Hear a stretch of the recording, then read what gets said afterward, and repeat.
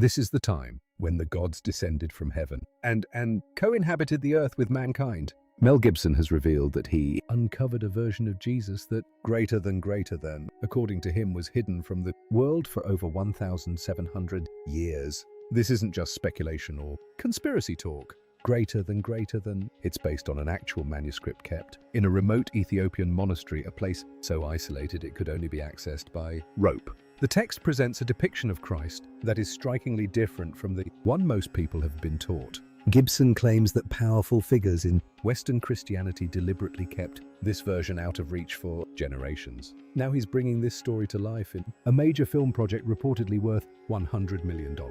The Ethiopian Bible didn't just endure through history, it feels like it was waiting to be discovered. And what it reveals about Jesus challenges many of the assumptions you may have brought with you. If uncovering hidden pieces of history fascinates you, consider subscribing and turning on notifications, because what comes next might completely reshape how you see the story of Jesus Christ. This is the perspective of a filmmaker who chose to look beyond the familiar paths. Greater than. Even early church thinkers weren't fully in agreement on some of these ideas. For example, interpretations of Genesis 6 have long been debated, especially the passage where the sons of God saw that the daughters of men were beautiful and formed relationships with them, a moment that has sparked different explanations for centuries. In 2004, Mel Gibson directed The Passion of the Christ, filming it in Aramaic, Latin and Hebrew. There were no Hollywood shortcuts or attempts to make it more comfortable for mainstream audiences. Instead, it portrayed the final 12 hours of Jesus' life with intense realism, the brutal scourging, the crown of thorns, and the painful journey to Calvary. Critics felt it was too graphic, but many viewers saw it as one of the most powerful and honest depictions of Christ's suffering, greater than ever put on screen. Despite being made on a relatively modest budget, the film went on to earn over $600 million worldwide, becoming the highest-grossing R-rated film in American history for nearly 2 decades. But Gibson has repeatedly said that this film, greater than, only told part of the story. For more than 20 years, he has been working on a sequel, something he describes as a project that has stayed with him, one he couldn't abandon even during difficult moments in his career. The film is now officially titled The Resurrection of the Christ. It's planned as a 2-part project, backed by Lionsgate with a reported budget of around $100 million. Production is already underway at Cinecittà Studios in Rome, and the first part is expected to be released on Good Friday in 2027. The second part is set to arrive 40 days later on Ascension Day. But here's something many people don't realize about what Gibson has been planning. In a 2022 interview with the National Catholic Register, he explained that the film wouldn't follow a simple linear storyline. Instead, greater than, it would move across different points in time, blending the resurrection with events from the past, the present, and even other realms. He said the story would begin with the fall of the angels, which means stepping into an entirely different dimension of the narrative. Later on the Joe Rogan Experience, he expanded on that idea. He mentioned working from 2 scripts, one more traditional and another far more abstract and symbolic. In his own words, it's like entering other realms, witnessing hell and seeing the fall of angels unfold. And this is where things take an interesting turn. That kind of journey of Christ moving through different heavens, confronting fallen angels and descending into hell, was actually described in ancient texts written nearly 2,000 years ago. Not from a filmmaker or a modern theologian, but from monks living in remote cliffside monasteries carved into the mountains of Ethiopia. According to this idea, Gibson may have come across something significant, but before getting into that, there's a bigger claim to consider that certain ancient texts were left out of what most people came to know. One of those texts is the Book of Enoch, especially the version preserved within the Ethiopian tradition, greater than, which some believe reflects very early biblical material. The book itself is thought to have been written centuries before the birth of Christ, greater than, possibly around 300 BCE. For much of Western history, it wasn't included in the standard biblical canon, so most people never encountered it. Greater than, inside its pages is a vivid description of a powerful divine figure so detailed that it naturally raises questions about why it isn't more widely known. In chapter 46, Enoch describes a big figure with hair white like wool, a face full of grace, standing amid streams of fire in a heavenly court. Angels bow before him, the wicked are judged, and at the center is a radiant being who holds authority over all creation. He's called the Son of Man, the chosen one, the righteous judge. Throughout the text, this figure appears, again and again, not as a gentle teacher, but as a commanding presence, with immense, almost overwhelming authority presiding over the fate of every soul. Now compare that to Revelation 1:14, written by John of Patmos around 95 AD, centuries after Enoch. His head and hair are described as white, like wool, pure and bright like snow. His eyes burn like fire, greater than. In both accounts, his feet resemble polished bronze refined in a furnace. His voice is compared to rushing waters or rolling thunder. From his mouth comes a sharp expression of authority and judgment. Both portray blazing eyes and a face shining with an intense, almost overwhelming light. Now imagine a scholar sitting alone late at night in his office at the University of Iowa. Two ancient texts lie open on his desk. Enoch on one side, Revelation on the other. Dr. George Nicholsberg, who spent decades studying and translating. First, Enoch reads them side by side, yet again, at some point he pauses and sets his pen down. He later reflected that it took years to fully grasp what he was seeing. The similarities weren't vague or coincidental, they were clear and striking. His conclusion was simple. The author of Revelation wasn't creating something entirely new, he wasn't introducing a brand new idea. He was echoing a vision that was already ancient by the time John ever wrote a word. That realization stopped him in his tracks. And here's something even more surprising. The Epistle of Jude, which is part of the Bible today, directly quotes the Book of Enoch in verses 14 and 15, almost word for word. Jude treats Enoch as a source of authority, placing it alongside the Torah and the writings of the prophets. Early church figures like Tertullian and Irenaeus also referenced it openly, considering it a genuine form of revelation. Scholars who study the Second Temple period agree that Enoch wasn't some obscure or fringe text. It was widely read and deeply woven into the religious world in which the New Testament was formed. The authors of the New Testament knew it, quoted it, and treated it with respect. But a few centuries later, that changed. In 363 AD, the Council of Laodicea formally excluded it from the accepted canon. Over time, many copies were lost or destroyed, and the text came to be seen as controversial, something considered too complex or risky for widespread use. That became the official stance. Still, not all copies disappeared. And what survived goes far beyond a simple description of Christ. It offers a very different perspective on his role and purpose. What's often overlooked is how any of this managed to survive at all. The credit largely goes to dedicated communities of monks. Early missionaries from Syria traveled to what was then known as the Kingdom of Aksum, bringing with them a wide range of religious writings and traditions. Gibson has said that his film is about bringing back something ancient, something he believes was intentionally hidden.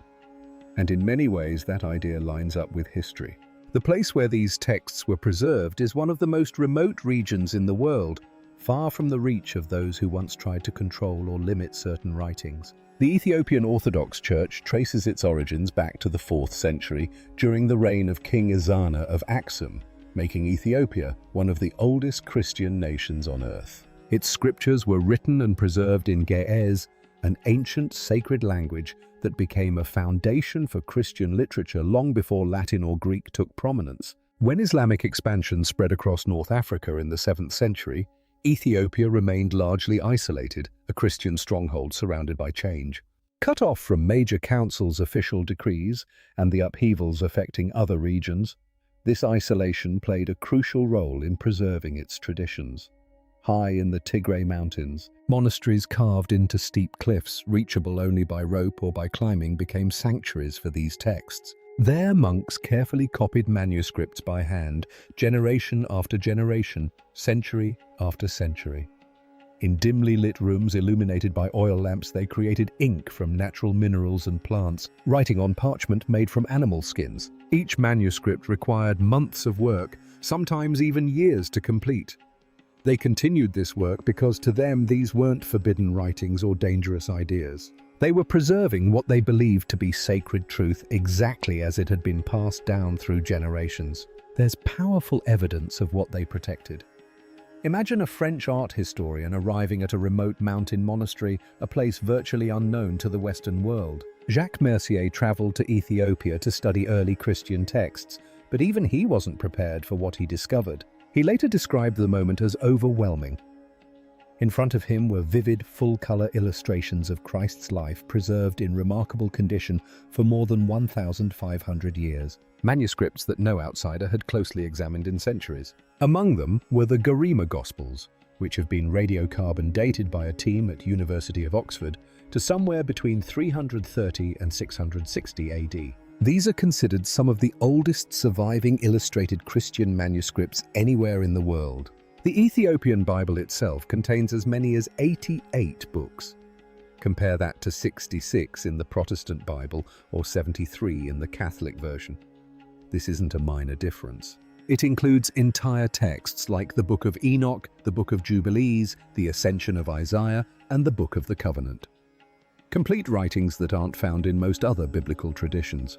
These were texts early Christians read, quoted, and often treated as meaningful and important. Over time, different church traditions made decisions about which books to include in their official canon, and others were left out. But what's striking is that these preserved writings offer perspectives on Jesus and early belief that can feel very different from what many people are familiar with today. The version of Christ most people never hear about. The Book of Enoch was part of early Jewish discussions that tried to explore and expand these ideas. Gibson has said that the Christ he's portraying in his 2027 film will be unlike anything ever shown on screen. And once you look at the Ethiopian texts, it becomes clear why. In Western art and tradition, Jesus is usually presented as calm, gentle, and comforting. Soft features, kind eyes, the Good Shepherd, the friend of sinners, the one who teaches forgiveness. Those elements are real, but they don't tell the whole story. The Ethiopian writings point to something deeper beneath that familiar image. Something that over time was often softened or less emphasized in Western interpretations. In these texts, Christ isn't only compassionate, he's vast and powerful, both Savior and Judge, Healer and Authority. He is a presence that brings comfort, but also one that inspires awe. His appearance is described in striking symbolic ways. Hair bright like sunlit wool, eyes burning with intensity, and a face shining with overwhelming light yet still carrying a sense of peace. His voice isn't just heard, it's felt echoing with force and authority. Around him, everything seems to shift. Time, space, and the very order of things reflecting a figure who is not just human, but cosmic in scale. The very fabric of existence seems to tremble in his presence, not just as a poetic image, but as a way of expressing how overwhelming and powerful that presence is described to be. Some traditions, especially those preserved in Ethiopia, present a version of Christ that feels far more intense and awe-inspiring than the softer, more familiar image many people have grown up with. In many Western portrayals, the focus has often been on a gentler, more approachable side, something comforting and easy to understand. But these other texts suggest there's more beneath the surface. And this is where things become especially thought-provoking. It's not just about how Christ is described, it's about what he is said to have taught. In one passage, Jesus says, "You are not children of dust, but children of light." Take a moment with that idea. In much of Western Christian teaching, there's a strong emphasis on humanity being fallen, flawed, and in need of redemption, created from dust and separated from God, relying on divine grace for salvation. These other writings, however, place more focus on a different perspective, one that highlights a deeper spiritual identity and connection. Different traditions have emphasized different aspects of these teachings over time, which is why these contrasts can feel so striking when placed side by side. This perspective turns the usual idea upside down. If human beings are described as children of light, and if the divine isn't far away but present within each person, then the relationship with God becomes direct and personal. Something that doesn't rely on any single institution to mediate it. In that view, salvation isn't something handed out from the outside, but more like a realization or awakening to something already within. When texts say, "The kingdom of God is within you," it can be understood as pointing toward an inner spiritual reality rather than something distant. Historically, many religious institutions, especially in medieval Europe, were built around structured systems of worship and authority.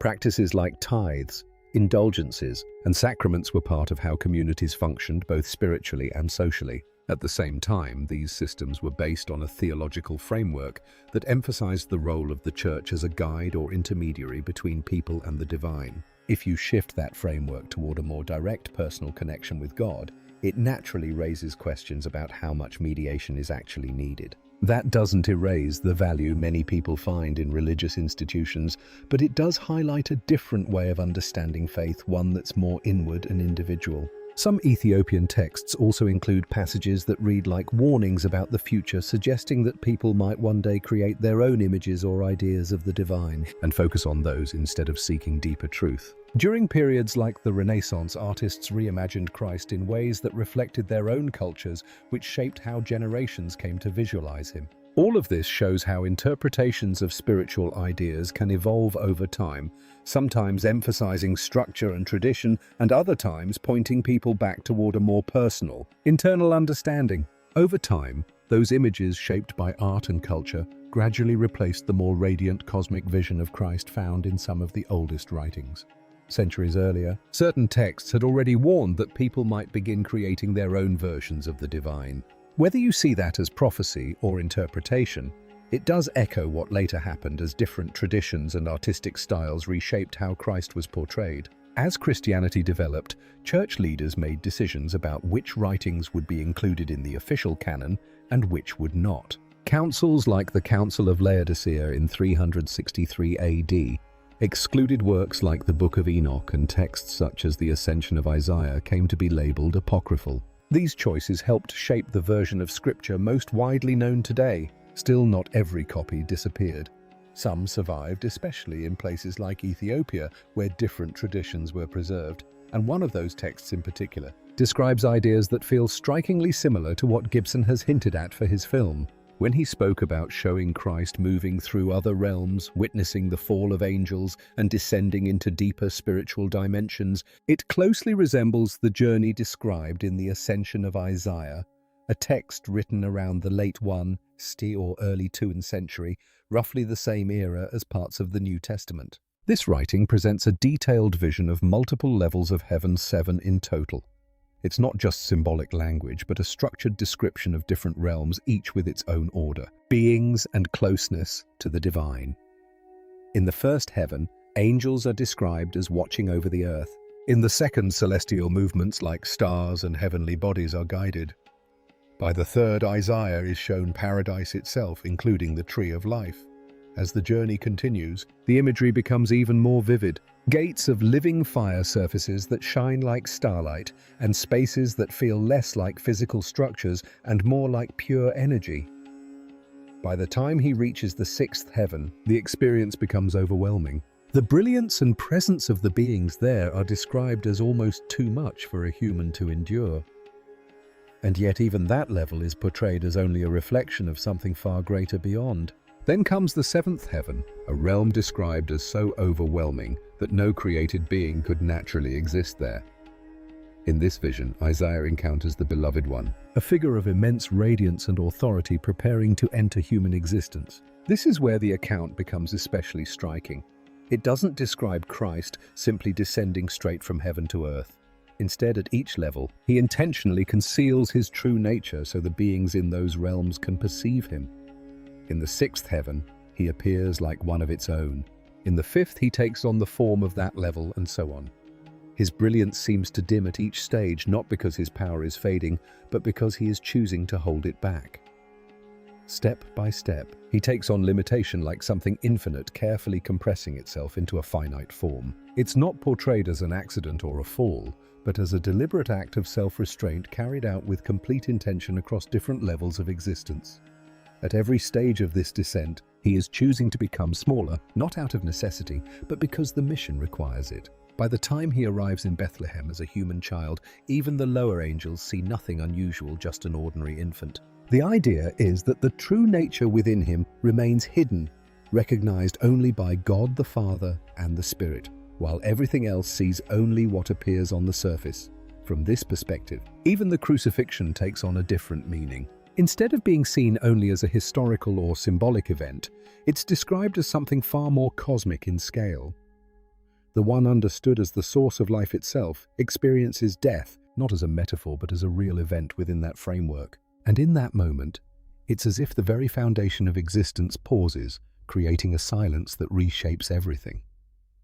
In this view, the darkness at the crucifixion isn't just described as a change in weather, and the earthquake isn't seen as a simple natural event. Instead, they're portrayed as creation itself, reacting as if the whole world responds to the death of the one believed to sustain it. The idea is that the universe feels the moment because it was brought into being by the very presence that has just gone silent. Then comes the resurrection, not just as a body returning to life, but as the full restoration of limitless power that had been willingly contained within human form. Every layer of restraint is lifted at once, every veil removed, revealing an overwhelming radiance. It's not gradual or gentle, it's something so intense that those who witness it struggle to comprehend it. The disciples aren't simply comforted, they're shaken. The guards at the tomb collapse, unable to process what they're encountering. Even the stone isn't just moved aside, it's as if what lies behind it can no longer be held back. This is the kind of resurrection Gibson has said he wants to portray. What's fascinating is that texts like the Ascension of Isaiah describe a very similar sequence long before modern times. The layered descent, the deliberate concealment, the crucifixion as something cosmic in scale, and the resurrection as a release of full divine glory. From this perspective, it's less about inventing something new and more about revisiting ideas that have existed for nearly 2,000 years. In Ethiopian Christian tradition, these concepts are still part of living belief. Christ is understood as both deeply compassionate and overwhelmingly powerful, fully human, yet unmistakably cosmic. Religious artwork often reflects this, portraying him with strong, expressive features and surrounded by radiant light, emphasizing both his humanity and his divine presence. There's also a difference in emphasis. In many Western traditions, Jesus is first presented as a source of comfort.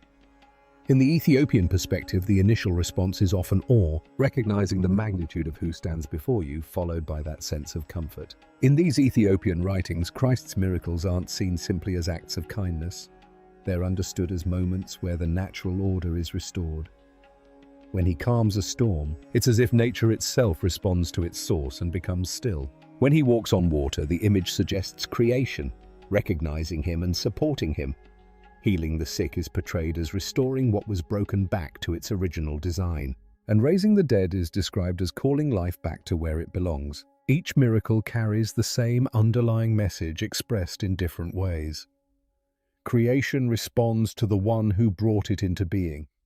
In these texts, Christ is also described as the living word, the force through which reality exists and is sustained. Light, sound, matter, and life are all seen as flowing through that presence held together moment by moment.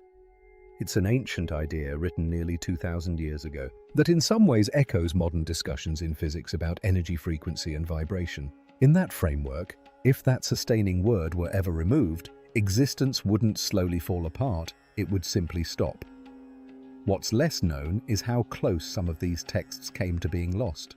Imagine a scholar like Steve Delamata presenting his work to a room of historians and theologians. For years, many viewed the Garima manuscripts he studied, preserved and catalogued at the Hill Museum and Manuscript Library, as interesting but not central to the broader story of Christianity. He has said that one of the biggest challenges of his career was convincing others that these texts deserved far more attention.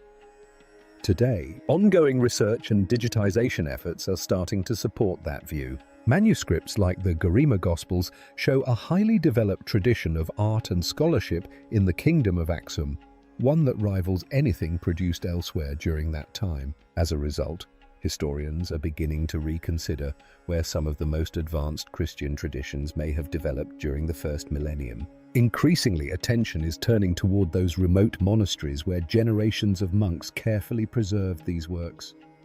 Then there's the interesting overlap with Mel Gibson's vision. He has often described scripture as grounded in real history and has spoken openly about his Christian faith. Yet the kind of story he talks about Christ moving across different realms, confronting fallen angels and bridging heaven, earth, and the underworld, doesn't come from the standard Western biblical narrative alone. It closely reflects ideas found in Ethiopian texts. Whether Gibson directly drew from those sources or arrived at similar ideas through his own interpretation, the parallels are hard to ignore. And that leads to an important point. The gentle, familiar image of Jesus seen in much of Renaissance art was shaped over time. It represents one interpretation, but not the only one. the powerful radiant figure described in the Book of Enoch, the one who descends through the heavens in the Ascension of Isaiah, the living word said to sustain reality itself. This is a very different portrayal of Christ. It's one that appears in some of the earliest writings preserved for centuries in places like Ethiopia, yet largely unfamiliar to much of the world. For generations, many people never encountered this version at all. If Gibson's film follows the vision he's been describing, audiences in 2027 may see something very different from the familiar Western image of Jesus. Instead, they could be introduced to a portrayal closer to Ethiopian tradition, one that emphasizes a vast, awe-inspiring presence, a figure of immense power who chooses to enter human life, experience suffering and death, and then return to full, unrestrained glory in a way that reshapes everything around him. It also brings attention to the role of those who preserved these texts. The monks who carefully copied and protected them seemed to understand that they were safeguarding a version of Christ that wasn't widely known elsewhere. Generation after generation, they continued their work, often in isolation under difficult conditions, preserving writings they believed were important, even if the wider world wasn't aware of them.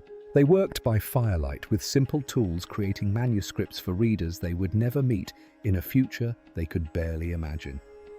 For centuries, they kept these traditions alive. Now, with a major filmmaker investing years of effort and a significant budget into bringing similar ideas to the screen, those long-preserved perspectives may reach a global audience in a new way. And it raises an interesting question. If some texts were preserved in remote places for so long, what else might still be out there waiting to be rediscovered? If you're curious about these kinds of hidden histories and lesser-known writings, there's always more to explore. Many ancient texts, traditions, and interpretations that continue to shape how we understand the past.